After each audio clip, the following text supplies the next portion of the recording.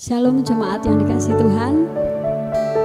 Mari kita mau sama-sama sore hari ini kita mau datang pada Tuhan. Kita mau menikmati hadirat Tuhan.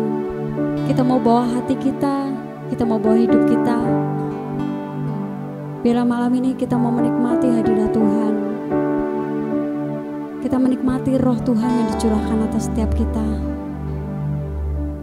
Mari kita mau berdoa. Kami bersyukur Tuhan buat kesempatan hari ini. Kami boleh menyembah Engkau. Kami masih boleh datang Tuhan untuk bersekutu dengan Engkau. Terlebih Tuhan, kami memiliki Roh Kudus yang ada dalam setiap hati kami untuk menolong kami mengerti akan kehendak-Mu, untuk menolong kami dalam menghadapi kehidupan ini agar senantiasa kami menyenangkan hati-Mu. Mari Allah Roh Kudus, Engkau memimpin kami. Kami mau menyembah Tuhan, kami mau menyenangkan hati Tuhan malam ini. Biarlah segala kemuliaan dan hormat hanya bagi nama Yesus. Kami mengucap syukur dalam nama Yesus. Haleluya. Amin.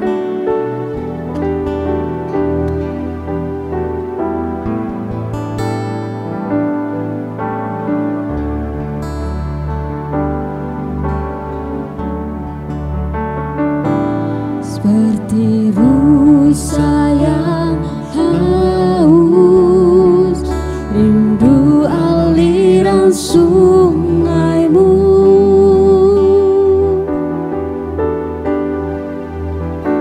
Hatiku tak tahan menunggu-Mu.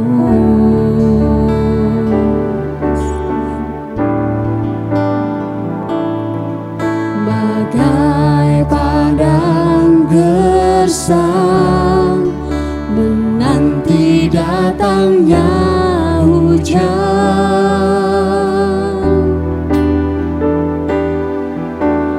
begitupun jiwaku Tuhan. Hati kami rindu Tuhan. Sayang haus, rindu aliran sungai-Mu.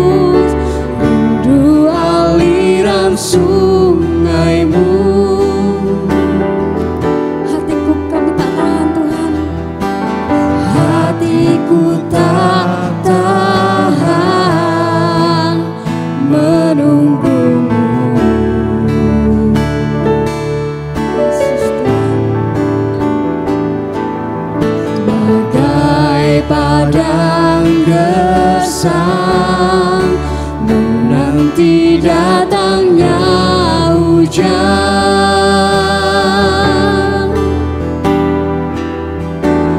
Begitu pun jiwaku, Tuhan, hanya Engkau, hanya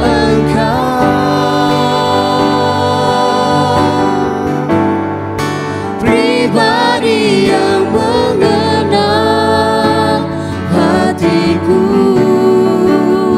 Tiada yang tersembunyi bagimu, seluruh isi hatiku Kau tahu dan bawaku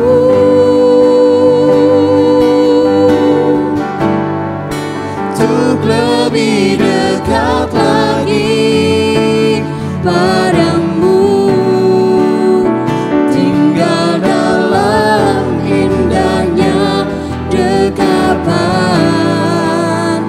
kasih-Mu. Hanya Engkau Tuhan, yes Tuhan, hanya Engkau pribadi yang mengenal setiap kami Tuhan. Saat ini Engkau menyelidiki setiap hati kami Tuhan. Yes Tuhan, tiada yang tersembunyi bagimu, seluruh isi hatiku Kau tahu dan bawaku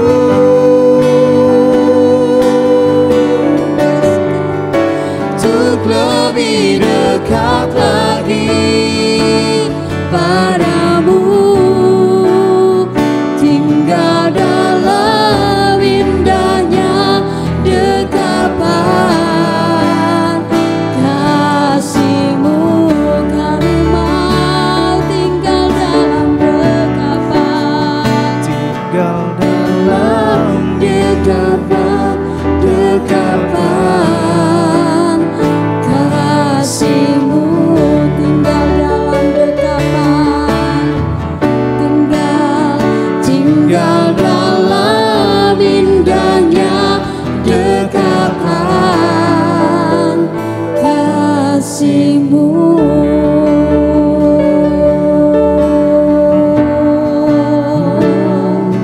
Kami mau tinggal dalam kasih-Mu, selalu bersama-Mu, menikmati hadirat-Mu, bersama-Mu selalu. Oh Yesus, hati kami haus, kami rindu Engkau Tuhan. Ya Roh Kudus, Engkau memenuhi setiap hati kami. Oh, haleluya, haleluya. Bawa kami lebih dalam, Roh Kudus yang membuat kami menyembah-Mu Tuhan. Haleluya. Ajar kami Tuhan, ajar kami mengerti kehendak-Mu, berjalan bersama-Mu. Kami perlu Roh Kudus, kami perlu Engkau.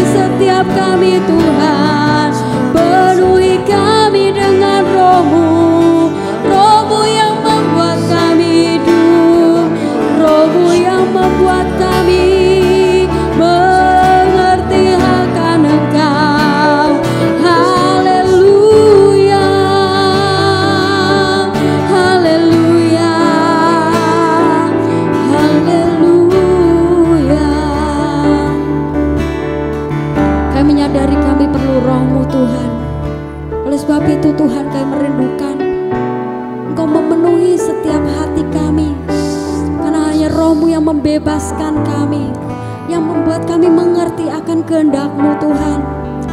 Yes Tuhan. Roh Allah yang hidup penuhiku,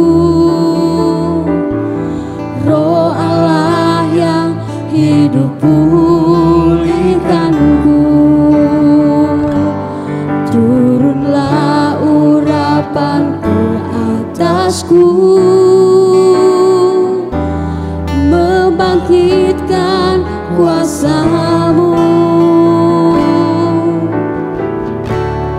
Roh Allah yang hidup penuhiku,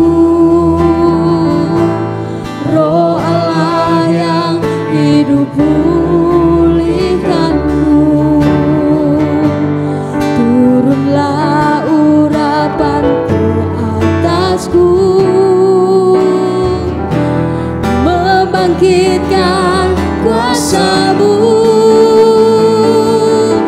membebaskan hidup yang terbelenggu, memulihkan hati mereka yang terluka, serta menjelikan mata yang buta. Jadikan hidupku alat-Mu, penuhi urapan baru, menyatakan kebesaran kuasa-Mu. Roh Allah yang hidup penuhi kami Tuhan, Roh Allah yang hidup penuhiku, Roh Allah yang hidup pulihkanku, turunlah urapan ke atasku, membangkitkan kuasa-Mu, membebaskan hidup yang terbelenggu, memulihkan hati mereka yang terluka, serta menjelikan mata yang buta.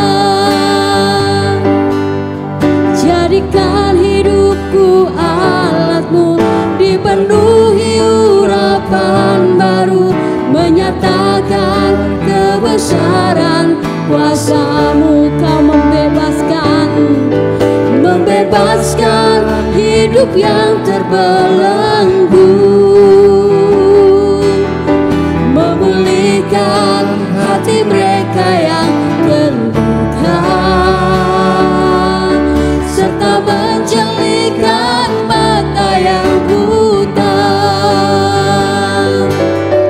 Jadikan hidupku alat-Mu, dipenuhi urapan baru, menyatakan kebesaran kuasa-Mu. Mari kita nyatakan dengan iman kita, membebaskan hidup yang terbelenggu, memulihkan hati mereka yang terluka, serta menjelikan mata yang buta.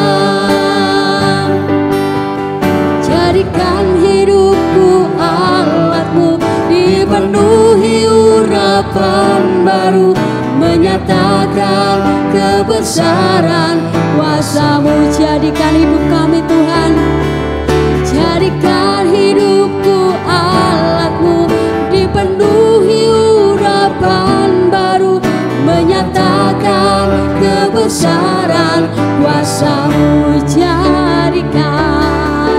Jadikan hidupku alat-Mu, dipenuhi urapan baru, menyatakan kebesaran kuasa-Mu.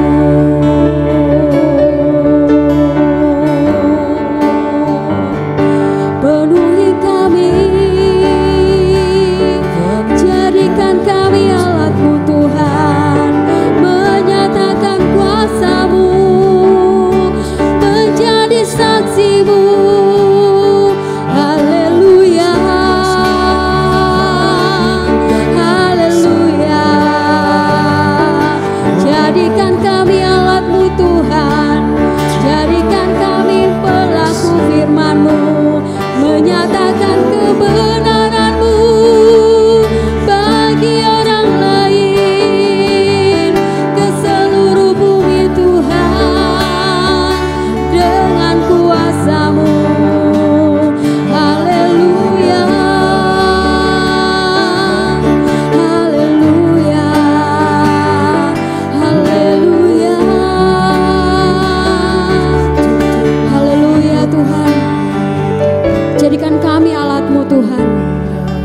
Jadikan setiap kami saksi-Mu Tuhan. Penuhi kami dengan roh-Mu Tuhan. Satu yang kami rindu Tuhan, senantiasa bersekutu dengan-Mu. Di dalam kehidupan kami Tuhan, senantiasa ada Engkau Tuhan. Haleluya Yesus Tuhan. Datang Roh Kudus, Kau ku rindu. Dengan minyak yang baru urapiku, mengalir penuhiku, mengalir pulihkanku.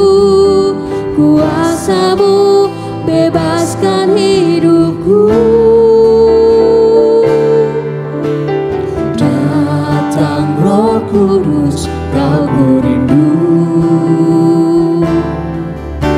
Dengan minyak yang baru urapiku, mengalir penuhiku, mengalir pulihkanku. Kuasa-Mu bebaskan hidupku. Satu yang ku rindu, bersekutu dengan-Mu. Bawaku lebih lagi tinggal di dalam-Mu, nikmati hadirat-Mu, jamalah seluruh hidupku. Kuasa-Mu mengubah hidupku. Satu yang ku rindu, bersekutu dengan-Mu.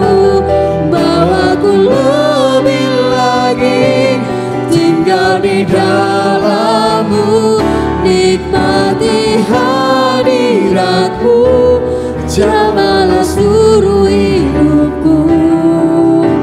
Kuasa-Mu mengubah hidupku. Satu yang ku rindu, bersekutu dengan-Mu. Bawaku lebih lagi tinggal di dalam-Mu, nikmati hadirat-Mu, jamalah seluruh hidupku. Kuasa-Mu mengubah hidupku. Kuasa-Mu mengubah hidupku. Kuasa-Mu mengubah hidupku.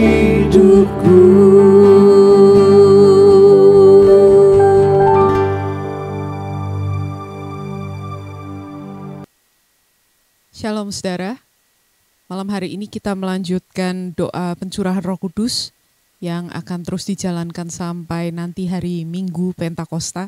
Dan hari ini kita mau belajar bersama-sama mengenai Roh Kudus yang membukakan firman Tuhan bagi kita. Apa hubungannya Roh Kudus dengan Alkitab ya? Kita akan bahas pada hari ini.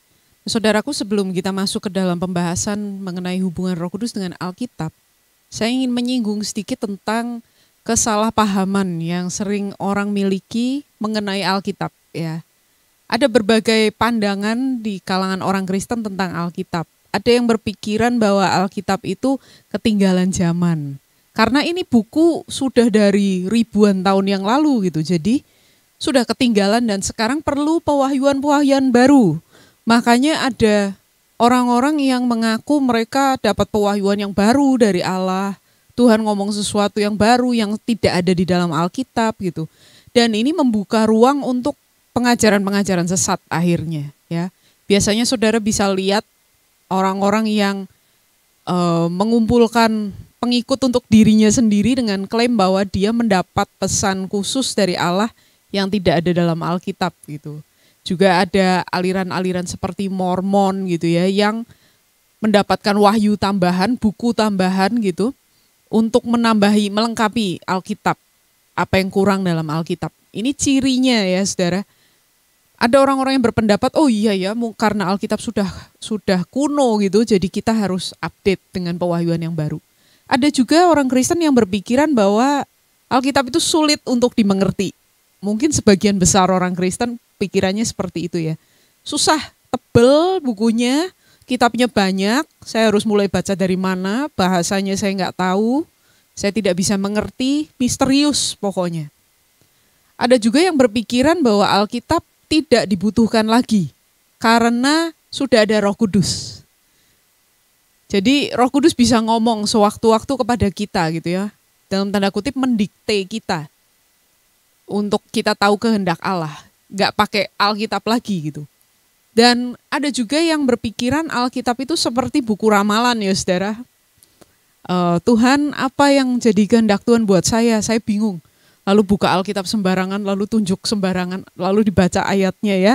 Nah ini nih firman Tuhan buat saya.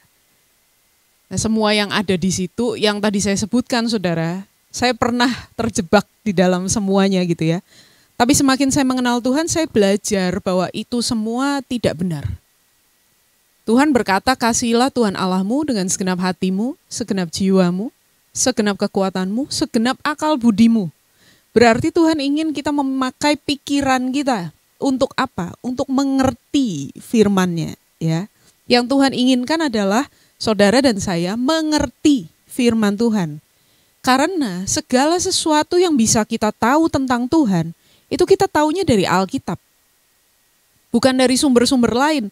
Kalau yang katanya si ini begini, katanya si itu begitu, itu tidak bisa dipertanggungjawabkan saudara.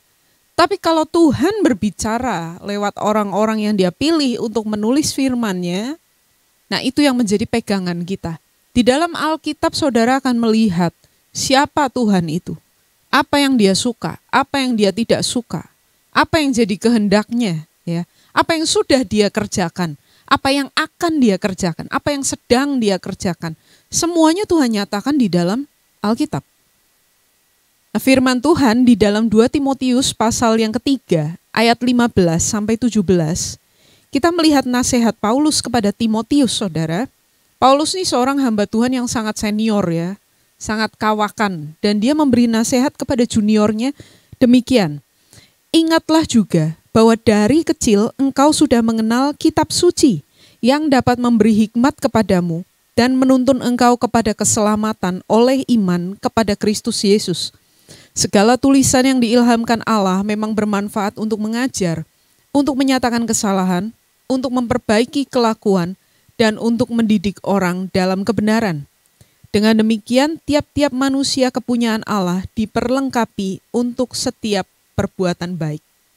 Saudara, Paulus menasehati Timotius, ingat bahwa dari kecil kamu sudah mengenal kitab suci. Apa itu kitab suci? Di ayat yang ke-16, segala tulisan yang diilhamkan Allah. Saudara, Petrus berkata dalam Kisah Para Rasul pasal yang kedua, Daud bernubuat tentang Yesus atas ilham Roh Kudus. Dengan pewahyuan dari Roh Kudus. Jadi Roh Kudus mewahyukan Alkitab, mengilhamkan Alkitab kepada orang-orang yang menulis firman Tuhan ini. Paulus berkata kepada Timotius, kamu sudah mengenal kitab suci yang dapat memberi hikmat. Hikmat yang seperti apa? Hikmat itu menuntun kita kepada iman oleh Yesus Kristus yang memberikan kita keselamatan. Jadi sentral dari firman Tuhan yang kita miliki dari Alkitab ini adalah Tuhan Yesus Kristus. Ketika orang membaca Alkitab, mendengar firman Tuhan disampaikan, mereka jadi percaya, timbul iman, dan iman itu membawa pada keselamatan, saudara. Dan ini tidak bisa diberikan oleh orang-orang lain yang mengklaim bahwa mereka punya pesan-pesan yang baik gitu ya. Firman Tuhan ini bukan hanya baik, tapi membawa kita pada keselamatan. Juga firman Tuhan itu hidup dan dia bekerja. Dikatakan di ayat 16, saya suka sebut dengan istilah 4M ya saudara. Mengajar, menyatakan kesalahan, memperbaiki kelakuan, dan mendidik orang dalam kebenaran. Firman itu membawa kita kepada iman yang membawa keselamatan, lalu dia juga mengajar kita. Menyatakan kesalahan, mendidik memperbaiki kelakuan dan mendidik kita dalam kebenaran. Tujuannya apa? Di ayat yang ke-17, tiap-tiap orang kepunyaan Allah diperlengkapi untuk setiap perbuatan baik. Ini yang menjadi kehendak Tuhan. Karena itu kita harus mengerti firman Tuhan. Kita harus mengenal firman Tuhan, akrab dengan firman Tuhan. Firman Tuhanlah pegangan bagi kita. Mungkin ada yang bertanya, lalu bagaimana dengan pengalaman? Pengalaman saya dengan Tuhan. Apa yang pernah saya lalui dengan Tuhan? Pengalaman-pengalaman saya yang luar biasa. Misalnya pernah mengalami kepenuhan Roh Kudus, berbahasa roh dan seterusnya ya saudara. Mengalami hadirat Tuhan, itu luar biasa dan itu harus kita alami. Kita sebagai orang Kristen yang percaya bahwa Tuhan kita hidup dan iman kita nyata, kita harus mengalami perjalanan hidup ini dengan Tuhan. Penyertaan Tuhan, kuasa Tuhan, itu kita harus alami saudara. Satu persekutuan yang nyata dengan Tuhan. Tapi pengalaman itu bukan patokan. Saudara nggak bisa setiap hari 24 jam menggebu-gebu perasaan saudara buat Tuhan. Manusia nggak bisa seperti itu. Kita mungkin berdoa, kita menikmati sekali hadirat Tuhan selama jangka waktu tertentu. Setelah itu hidup jalan seperti biasa. Emosi kita berubah, ya saudara, naik turun. Maka pengalaman itu tidak boleh dijadikan patokan. Jadi, apa yang menjadi patokan bagi kita? Firman Tuhan kembali lagi. Sebagai contoh saudara, dulu pernah ada pernyataan, mungkin sampai sekarang masih ada yang percaya, bahwa orang kalau belum berbahasa roh, maka dia belum diselamatkan. Karena mungkin ada pengalaman-pengalaman ya, orang dipenuhi Roh Kudus kemudian mereka berbahasa roh. Lalu itu dilihat sebagai syarat dari keselamatan. Ini tidak ada dalam Alkitab dan tidak boleh dijadikan patokan. Itu menyesatkan dan membahayakan orang lain. Orang-orang yang sudah punya hubungan pribadi dengan Tuhan, mereka jadi merasa belum selamat gara-gara tidak berbahasa roh. Dan ini nggak bisa seperti itu. Kita harus kembali pada firman Tuhan. Apa yang firman Tuhan katakan? Nah saudaraku, tadi dikatakan dalam 2 Timotius 3 ayat 16. Alkitab adalah tulisan yang diilhamkan Allah. Diilhamkan oleh Roh Kudus. Roh Kudus inilah yang mewahyukan, mengilhamkan Alkitab. Sehingga untuk mengerti firman Tuhan dan melakukannya, kita perlu dibantu, ditolong oleh Roh Kudus. Dan inilah yang akan kita pelajari hari ini, saudara. Apa yang Roh Kudus lakukan bagi kita dalam hal firman Tuhan? Yang pertama, Roh Kudus membantu kita, menolong kita untuk memahami firman Tuhan. Nah saudaraku, firman Tuhan itu bukannya seperti yang tadi saya katakan ya, tidak bisa dipahami, misterius, membingungkan, bukan seperti itu. Tapi firman Tuhan ini adalah hal rohani. Saya ingin mengajak kita melihat dalam 1 Korintus pasal yang kedua ayat 6 sampai 16. 1 Korintus pasal yang kedua ayat 6 sampai 16.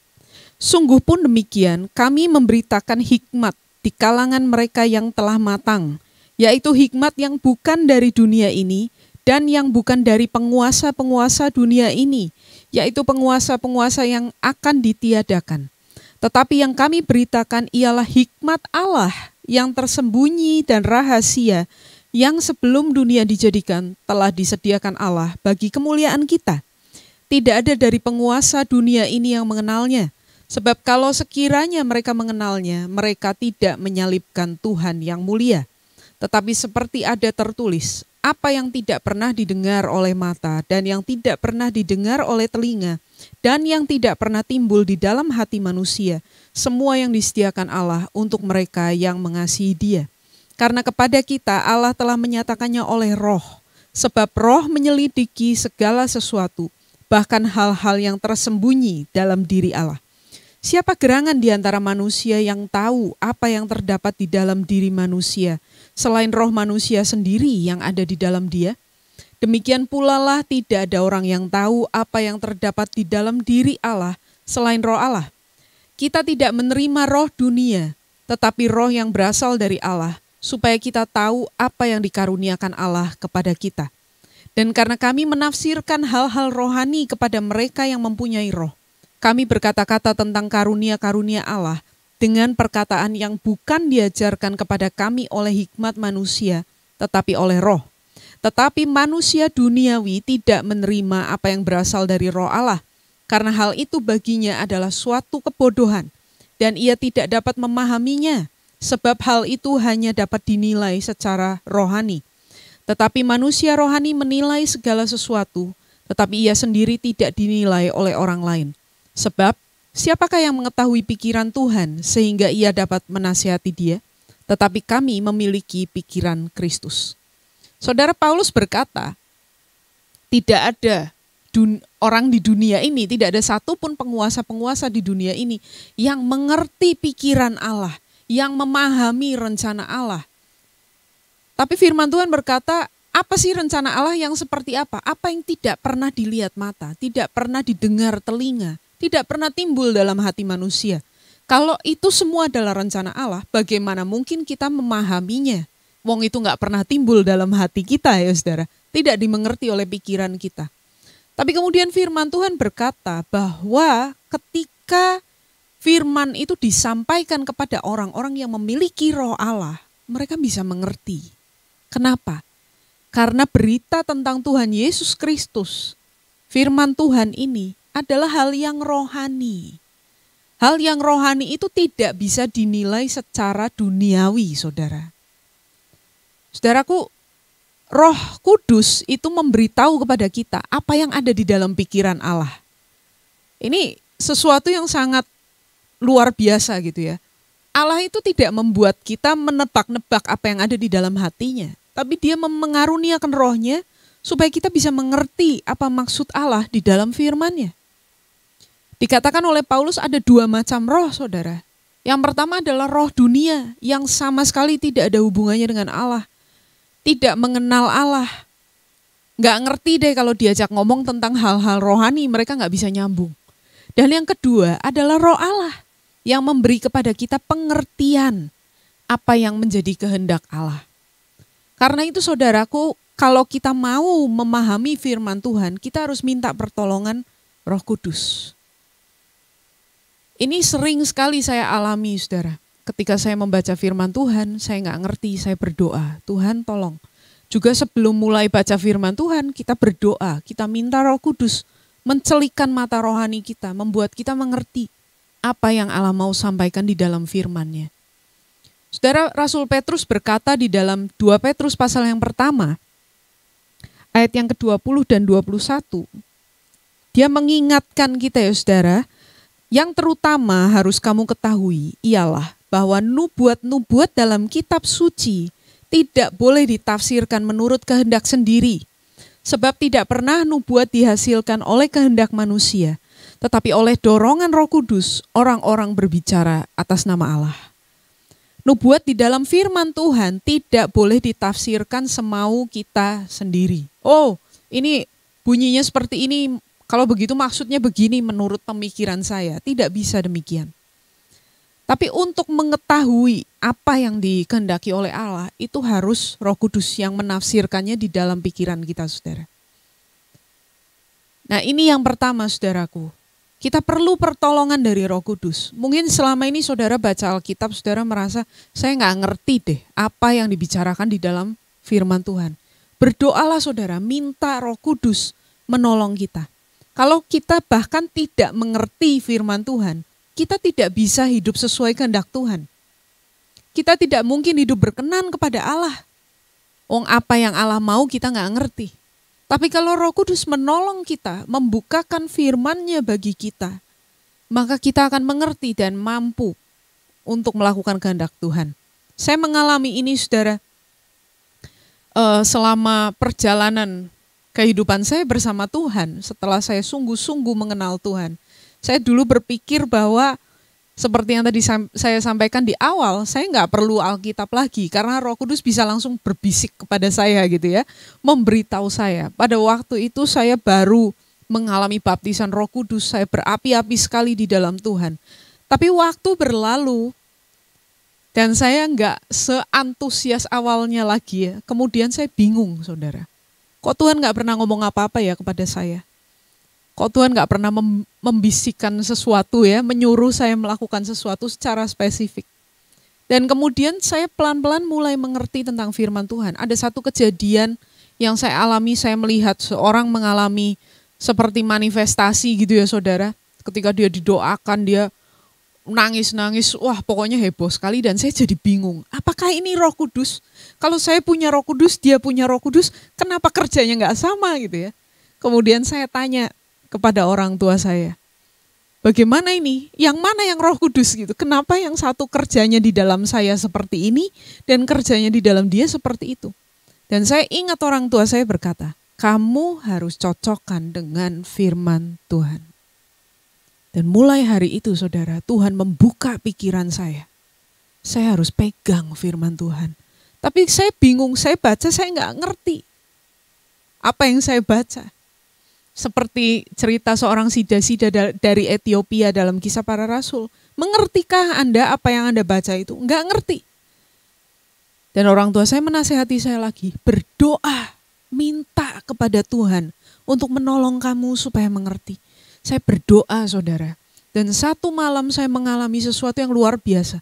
Ayat-ayat sekolah minggu yang saya hafalkan selama saya masih kecil, itu seperti terbuka di depan mata saya dan saya mengerti. Tuhan bisa membuka pikiran kita sehingga kita mengerti. Setelah itu perjalanan hidup saya saudara, bersama firman Tuhan, semakin saya baca, ayat yang sudah saya baca ratusan kali, ribuan kali mungkin. Saya hafal ayatnya, tapi ketika saya baca lagi, Roh Kudus membuka hal yang baru lagi bagi saya. Ini yang Tuhan inginkan.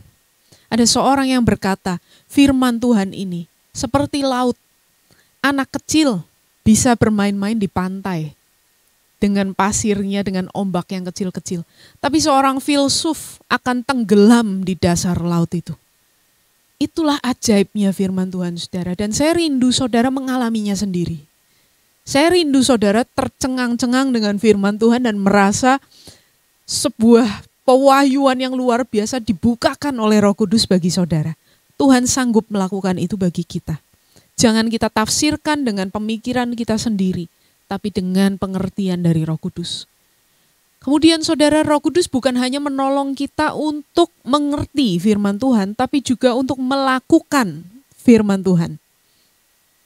Saudaraku, merupakan rahasia umum ya bahwa manusia itu tidak bisa menyenangkan Tuhan dengan kekuatannya sendiri. Saudara dan saya mengalami bagaimana kita berusaha untuk melakukan apa yang baik, untuk hidup yang baik, untuk sabar, untuk menguasai diri, dan gagal. Kenapa?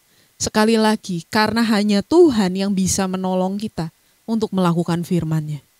Saudaraku, firman Tuhan di dalam perjanjian lama itu menceritakan sejarah yang menyedihkan dari bangsa Israel. Bagaimana mereka gagal untuk melakukan firman Tuhan, untuk hidup sesuai peraturan Tuhan. Israel adalah bangsa yang istimewa, dipilih Tuhan di antara semua suku bangsa di muka bumi untuk menjadi umat-Nya. Tuhan mengikat perjanjian dengan mereka, Tuhan memberi mereka hukum-hukumnya. Tapi yang terjadi apa? Israel gagal lagi, dan terus-menerus gagal.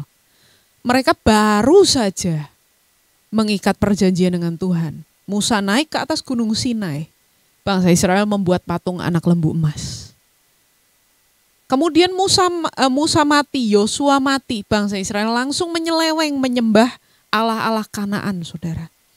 Karena itu ketika Musa satu kali mengalami ada orang-orang di antara orang Israel yang dipilih menjadi tua-tua, kepenuhan Roh Kudus, Musa berkata dalam Bilangan pasal 11 ayat 29, seandainya semua umat Allah dipenuhi Roh Kudus dan menjadi nabi, supaya semuanya takut akan Tuhan, semuanya diurapi Tuhan, semuanya dipakai Tuhan. Itu keinginan Musa, saudara. Itu harapannya dia. Jangan hanya saya, jangan hanya 70 orang tua-tua, tapi semua umat Allah. Dan saudaraku, kalau kita lihat di dalam kitab Yesaya, Nabi Yesaya menubuatkan kapan, bila mana saudara, kita akan bangsa Israel itu bisa melakukan firman Tuhan. Dia berkata dalam Yesaya pasal 32 ayat 15. sampai ayat yang ke-17. Yesaya 32 ayat 15 sampai 17. Sampai dicurahkan kepada kita roh dari atas, Roh Kudus, maka padang gurun akan menjadi kebun buah-buahan, dan kebun buah-buahan itu akan dianggap hutan. Di padang gurun selalu akan berlaku keadilan, dan di kebun buah-buahan akan tetap ada kebenaran. Di mana ada kebenaran, di situ akan tumbuh damai sejahtera, dan akibat kebenaran ialah ketenangan dan ketentraman untuk selama-lamanya. Yesaya bernubuat ketika Roh Kudus dicurahkan, maka akan timbul kebenaran, keadilan yang membawa damai sejahtera sampai selama-lamanya. Tanpa Roh Kudus itu tidak akan terjadi. Jadi kita perlu mengerti, saudara, memang kita perlu roh Tuhan untuk bekerja dalam hati kita, supaya kita melakukan firman Tuhan. Kalau saudara baca di dalam Ezra dan Nehemia, saudara, orang Israel dibuang ke pembuangan karena dosa mereka. Lalu mereka bertobat, mereka berbalik kepada Tuhan pada zaman Ezra dan Nehemia. Tapi begitu Nehemia kembali lagi ke Persia karena dia seorang pejabat negara di sana, dia meninggalkan Yerusalem. Berapa tahun kemudian ketika dia kembali lagi ke Yerusalem, orang Israel kembali lagi pada kehidupan mereka yang dulu. Kembali lagi melalaikan firman Tuhan, kembali lagi mengabaikan peringatan-peringatan Tuhan. Manusia itu seperti itu, saudara. Tidak bisa menyenangkan Tuhan dengan kekuatannya sendiri.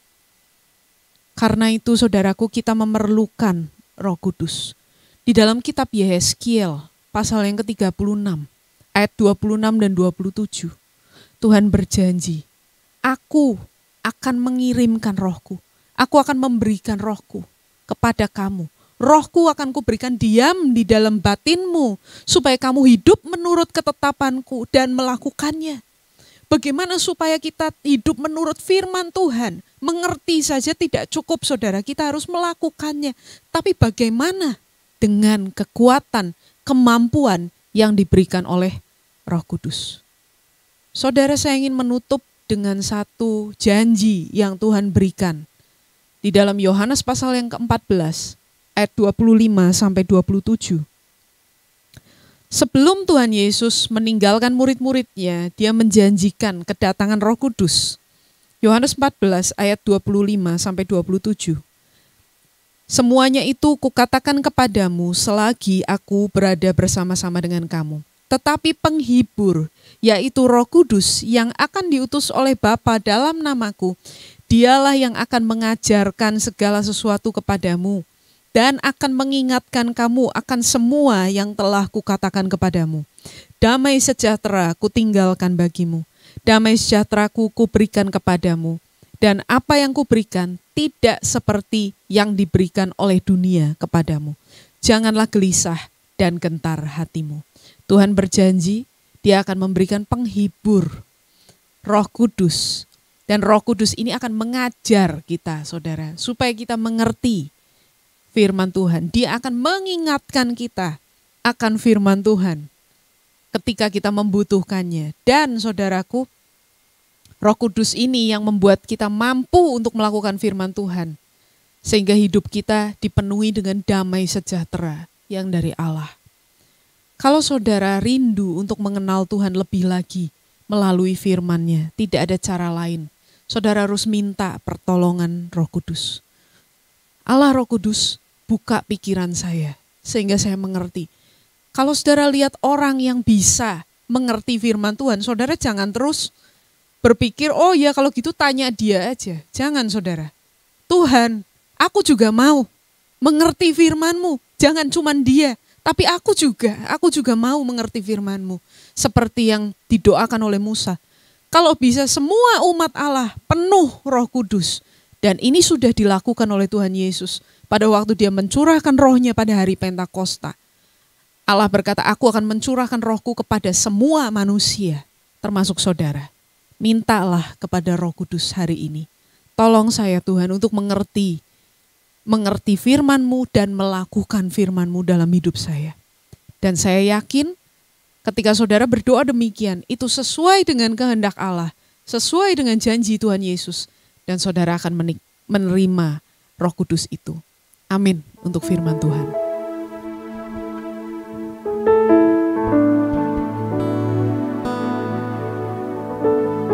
saudara, kita sudah mendengarkan firman Tuhan.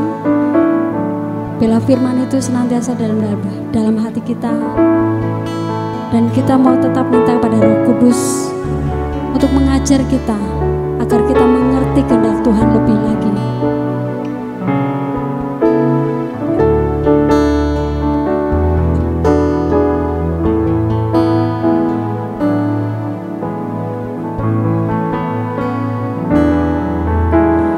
Roh Kudus hadir di sini.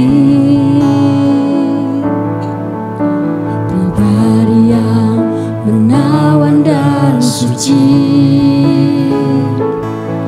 ku rindu mendekat, mengerti hatimu, berjalan dalam kehendak-Mu. Roh Kudus hadir di sini, pribadi yang menawan dan suci, ku rindu mendekat, mengerti hatimu, berjalan dalam kuasa-Mu. Bekerjalah ya Roh Kudus, bertatalah lebih lagi urapan-Mu, lawatan-Mu. Kaulah yang ku perlu, Kau terutama di hidupku. Bekerjalah ya Roh Kudus, bertatalah lebih lagi urapan-Mu, lawatan-Mu. Kaulah yang ku perlu, Kau terutama di hidupku. Bekerjalah ya Roh Kudus, bertatalah lebih lagi urapan-Mu, lawatan-Mu. Kaulah yang ku perlu, Kau terutama di hidupku. Kaulah yang ku perlu, Kau terutama di hidupku. Kaulah yang ku perlu, Kau terutama di hidupku.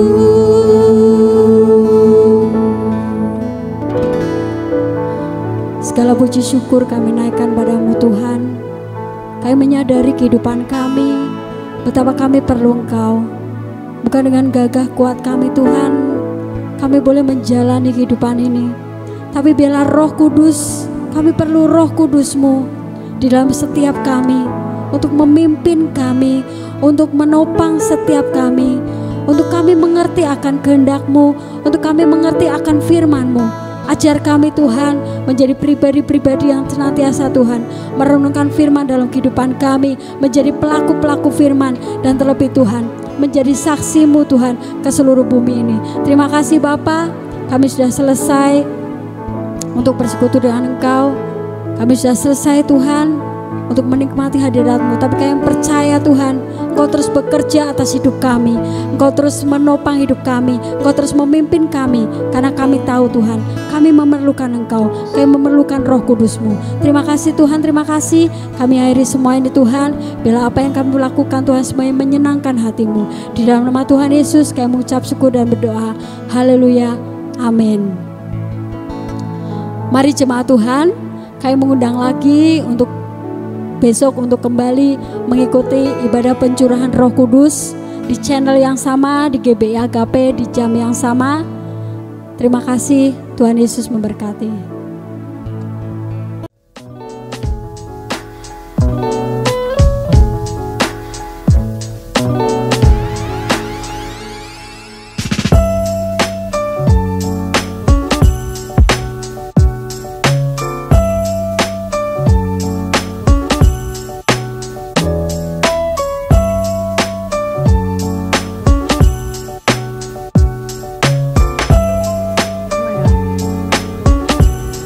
Tourne